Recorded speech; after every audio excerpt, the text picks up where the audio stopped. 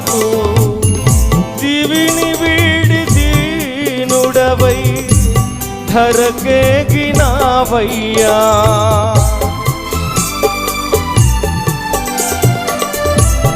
ఏ పాపమెరుగని నీవు పాపినైన నా కొరకు దివిని వీడి దీనుడవై ధరకేగినావయ్యా. నీ రుధిర ధారలలో నా ఘోర పాపమును శుద్ధీకరించిన నా ప్రధాన యాజకుడా.